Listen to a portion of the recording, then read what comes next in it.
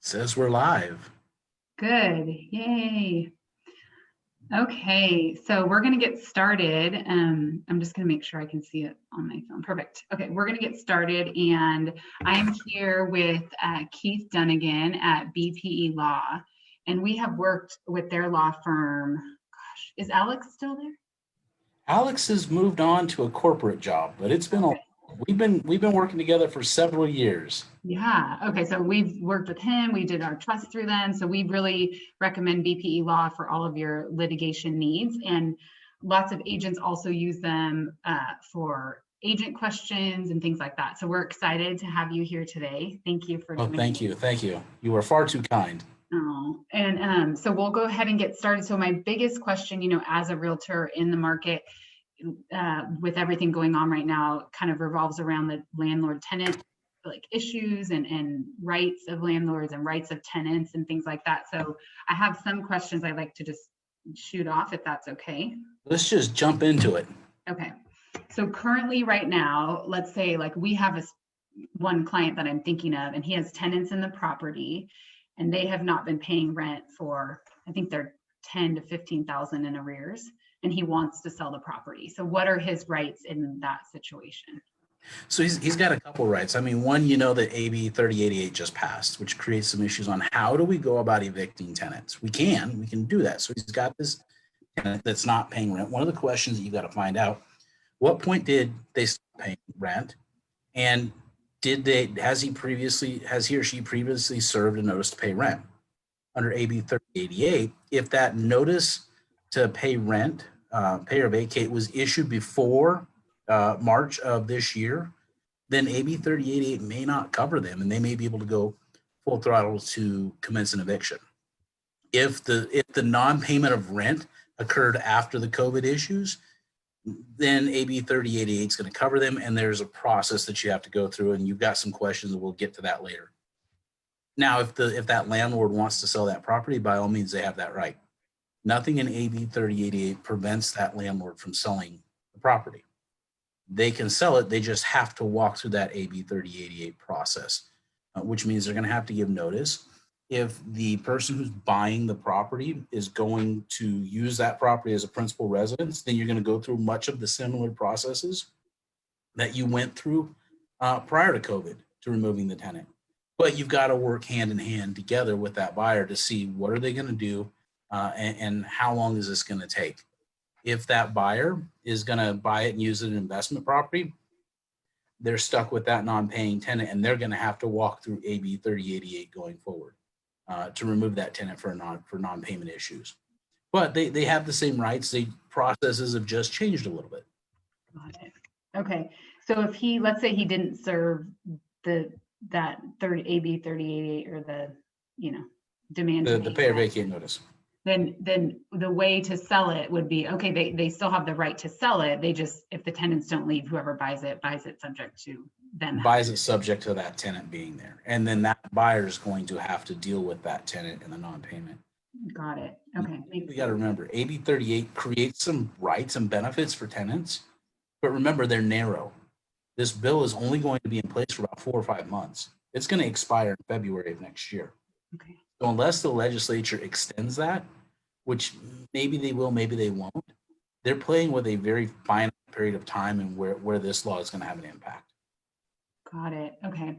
And then can you explain to me the ways where tenants, if they are struggling right now, there was something that I read about, like the 25%, if they can prove that they've been affected by COVID. Can you talk a little bit along those lines? So pursuant to AB 3088, there's this process by which if a landlord says you're not paying your full rent, they do the notice to pay or vacate. That tenant has the right to come back and do a declaration that says we've been impacted by COVID, and as a result of that impact, we've been financially harmed. Because we've been financially harmed, we can't pay full rent. They still have to pay 25% of the rent, but they've got to do a declaration with documentation that supports their diminished economic value. Got it. Okay. That suggests that COVID has had a financial impact. Now, here's the $1 million question we don't know the answer to. What does that documentation look like? We know we can't ask them by statute for a financial spreadsheet. We know that we can't ask them for tax returns. Well, that takes away a lot of the economic information we're looking for. What we may be able to ask for is maybe we can ask for a pay stub to show that diminished compensation. Maybe we can demand some sort of acknowledgement from their employer as to their pay cut. But it's kind of loose, and we don't know. We know that we can ask for it, but it's not well defined what we can ask for. It is well defined what we can't ask for. Is really what we're left in the lurch, and what we're telling clients is like, look, if they come out and say that they've had this impact, and they sign a declaration under the penalty of perjury saying they've had this impact, you're going to be hard pressed to get any more information out of them. And really what you're looking at is you're looking at a bill or a law that's going to be in place for about another 4, maybe 5 months tops. Do you really want to risk going to court with a penalty that if you lose the case, you could end up paying your tenant $2,000? Do you want to risk violation of this recent CDC moratorium that came out, which we're still trying to figure out which one controls? Is it AB 3088? Is it CDC moratorium? A bunch of these moving pieces. What the CDC moratorium says is nobody can be impacted. Nobody can be evicted if they have been impacted by COVID, and if their annual income for a single person is less than about, I think it's $99,000, or for a married couple less than $198,000. The average family of 4 in the state of California makes about $70,000. That's most of the people that we're talking about would qualify. There is a limiting term in that CDC order that says that the CDC order is not going to truncate or trump any state laws, but that are more restrictive. But the question is AB 3088 more restrictive than the CDC? And we're still sorting that out. I mean, this is a brand new order. It's 2 weeks old. The ink eye on it. So you're beginning to see these conflicts in the law already that create even more protection for tenants, and having to and landlords having to navigate, how is this going to work in the short term? Yeah, wow, lots of information. So with the 25%, if they can prove that they've been impacted by COVID, they don't have to pay that 25%? They have to pay the 25%. Okay, if they prove they've been impacted. And yeah, and really what does prove mean? Yeah, okay. Because there's a lot of stuff that landlords can't ask for. Yeah, okay. And then with the CDC moratorium, then when it says no one can be evicted, so can you give your tenant a 60-day notice right now to move? Yes, you can still give them. Okay. Yep. Okay. So they just can't, if they can't move, or they don't want to, that's where it becomes. That's where your problem begins to come up. Okay, I'm just making notes as we're talking. Okay, couple more questions. Let's see. We talked about that. Okay, so let's talk about, we chatted a little bit before we went live, but about a seller in possession. So for our viewers that might be watching, that's when if you're selling your home and it closes escrow and you need a 2-week rent back to get into your next place, you might rent back from the buyer who purchased your home. It can be a little tricky these days because if you as the seller has sold the house, don't move out, the buyer can be left with you as a seller, as a tenant. If you don't want to leave, you can see how that goes. So what would you suggest if there are agents watching this? What should they do on those seller in possession forms right now? Well, if they're representing buyers, I'm telling them hold back. Make sure that there's a provision in the contract that says that if we're doing an SIP and that seller's holding over and we're representing buyers, we want to see $10,000, $15,000, $20,000 held into escrow, basically to make sure that the seller vacates the property on time. I had one of these cases not long after the COVID pandemic started back in March, and it was a very sad situation. We had a young man who had bought a property, was intending to live, got a loan that required him to be in possession in 60 days, and the seller just wasn't leaving. The seller literally removed contingencies, showed up to close of escrow, basically with a note from the doctor saying, I can't move. She knew. This person knew. And so, that gets people into elements of fraud, breach of contract, and all this other stuff. The best way to incentivize sellers to move in that situation, hold back. Keep some money in escrow. that says that if you don't move, that money goes to the buyer. If you're a seller, best thing to do is if you're waiting, because most of the time what's going to precipitate this is they're closing on another property, Right. a replacement property. Be honest with your buyer and tell them, rather than doing an SIP, we can do an SIP and I'm happy to do that.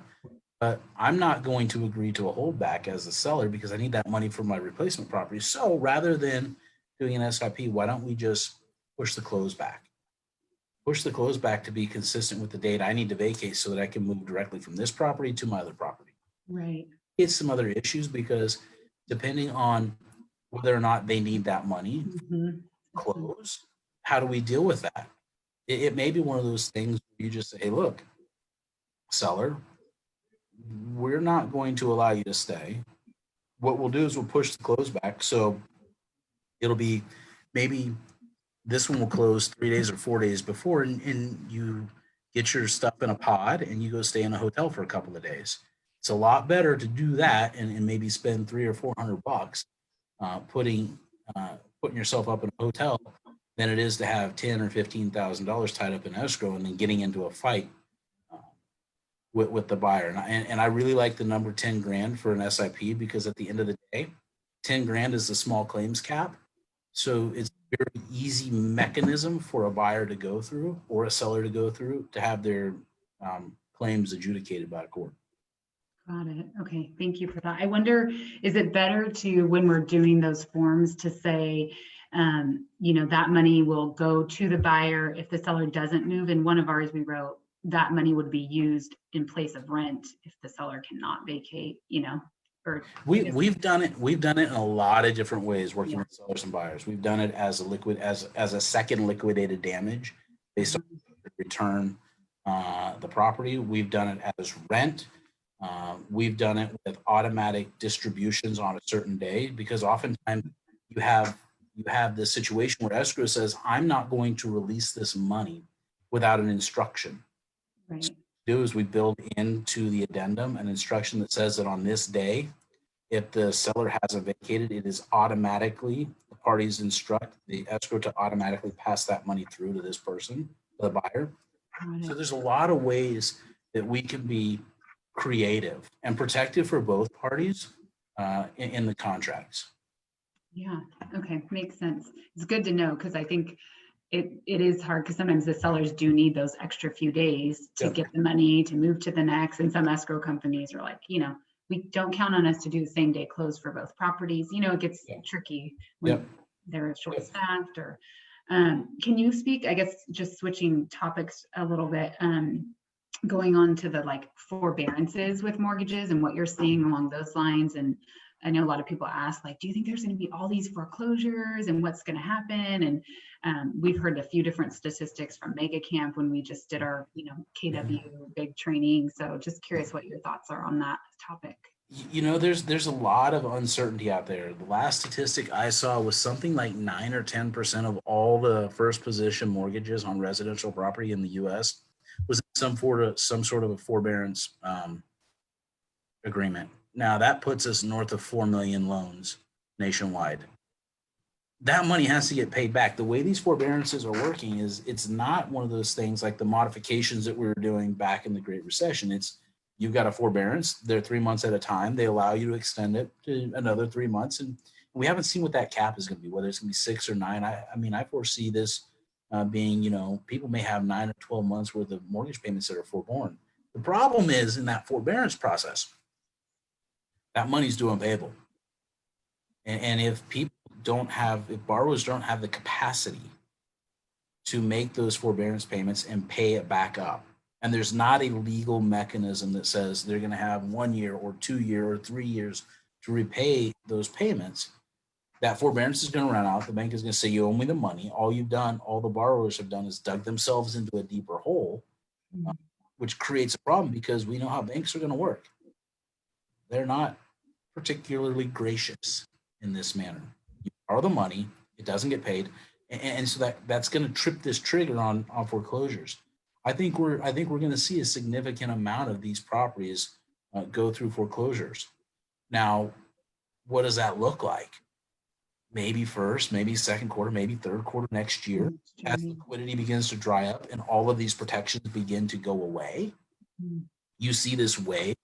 Banks are not silly or stupid. They're going to time their foreclosures for peak selling season. Why? Because they want to maximize the return. And I don't necessarily think that we're going to see a significant drop in value, even if we see a bunch of foreclosures. And a lot of that is going to be predicated on the fact that in California, especially in California, we've got a scarcity problem. We've got more people trying to buy than people trying to sell. So even if we have this wave of foreclosures, are we going to see a 30 or 40 or 50% drop in housing prices like we saw in 2008, 2009, 2010? Probably not. Money, the ability to borrow money and the cost of borrowing money is still very, very cheap, and it's likely to remain that way for quite some time. So if you've got access to cheap cash, you have a demand that exceeds supply. Even with the foreclosures, you're not going to see a big drop in prices. Right. And you think too, because values are so much higher than, there's people might still have equity and be able to sell, and the bank, if they're, behind, the bank will just take that off of whatever the net proceeds are. It's those people maybe that have bought in the last couple years, if they're, they're going to struggle, because if they drop 10 or 12 or 15 or 20%, that's going to have an impact. But right. In their houses 4 or 5, 6, 7 years, their equity has exceeded that. Right. And then they can creates the problem is if they've done cash out refis, and if they've refied, now you've got some problems. Yeah. But we don't have the toxic paper like we had in 2009 that created that crash.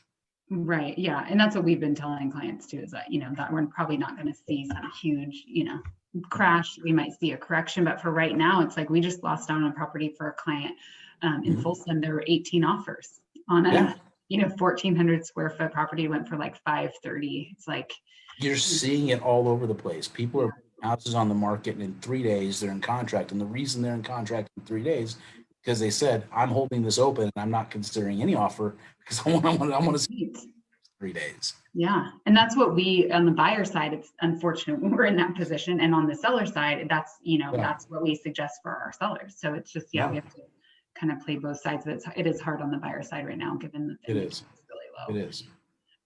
Do you have any other thoughts along the landlord tenant foreclosure or tenant laws? I know that's something where, gosh, we have somebody else who their tenant's not paying, and it's like, there's really not, maybe in February will be the time when they can look at, I guess, going through the eviction and then doing all that. Because right now, what's going on with the eviction courts?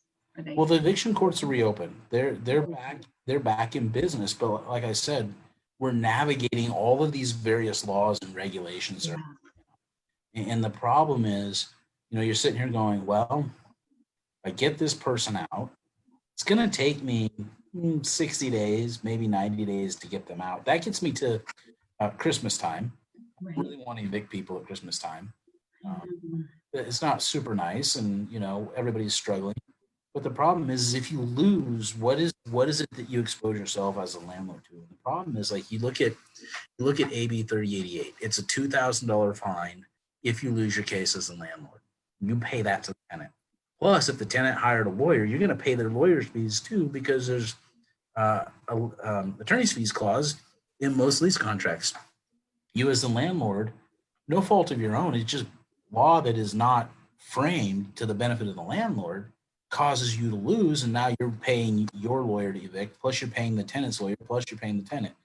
The bigger problem is under the CDC ordinance, that if you evict somebody and they end up having an injury as that they can directly tie to that eviction, and that eviction wasn't supposed to happen under CDC regulations, you could be exposed as a landlord to 6-figure claims. That CDC. You got hurt while moving, or what is?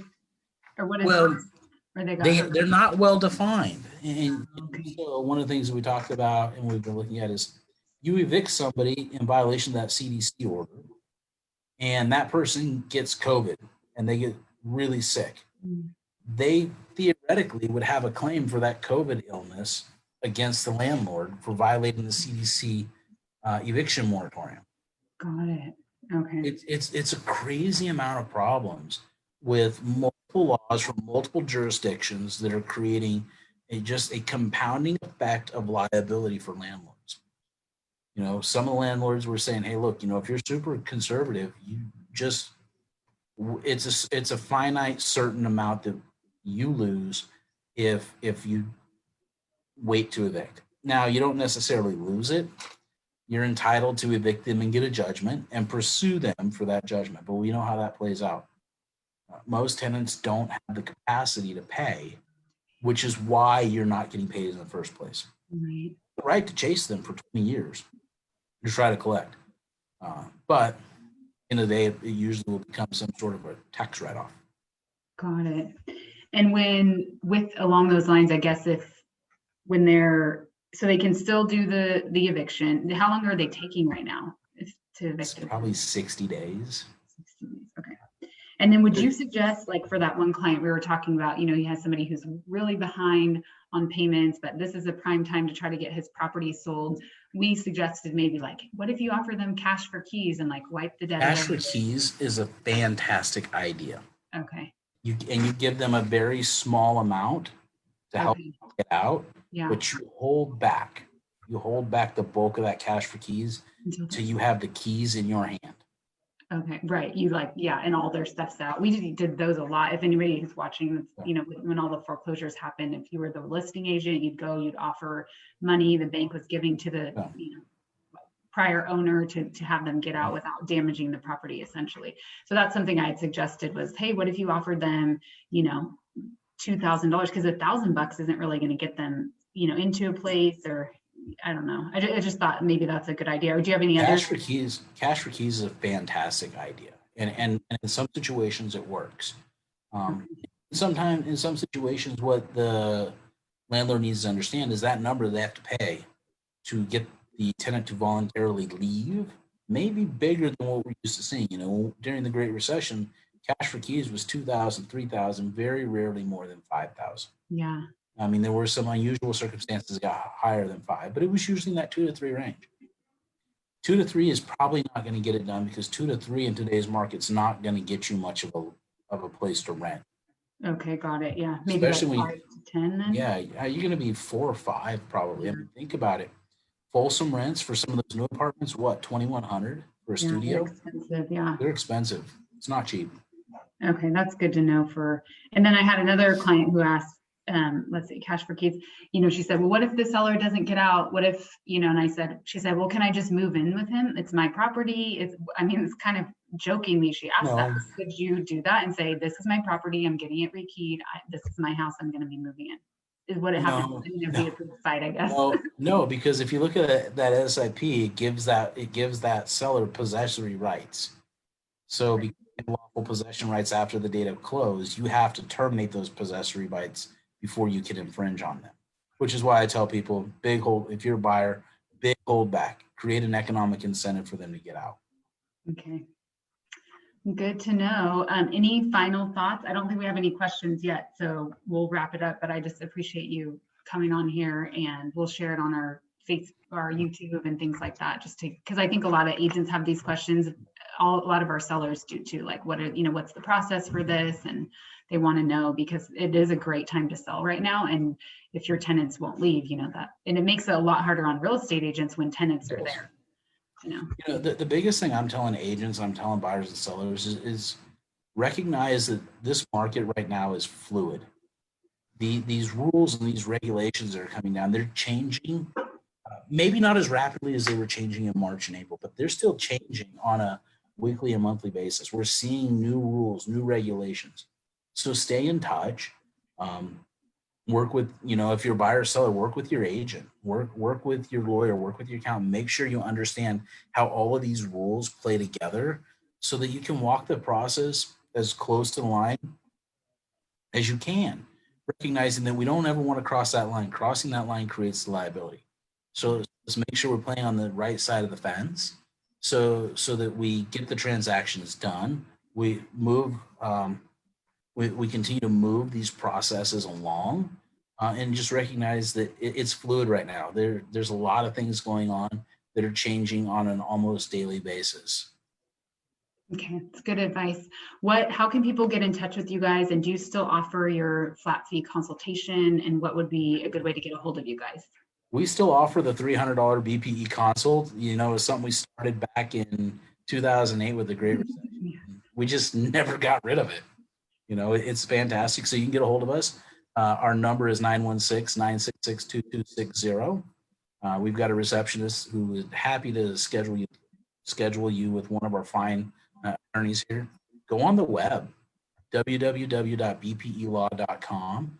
Ton of information out there. We are continually updating and getting this information out. We've got somewhere north of 300 articles on the website that kind of talk about some of the things going on in COVID, some of the things that you deal with in real estate, some of the things you deal with in business. There's a lot of information. So you can either catch us at the web, www.bpelaw.com, or get us on the phone, 916-966-2260. Okay, awesome. Yeah, I've used your console. I've sent clients to you, and I think it's good to get, because you can tell me all these things, but we obviously can't give legal advice, and we want our clients to have a resource. So their blog is awesome. So if you sign up for their newsletter, you'll get articles on some of these topics and other topics, and just to keep yourself informed of everything going on with all the changing times that we're all in right now. So Yeah. thanks. Jenica, it's been a pleasure. If you need anything, you know how to get a hold of me. Yes, I will. Have a great day. Thanks for coming on. You too. Okay, bye.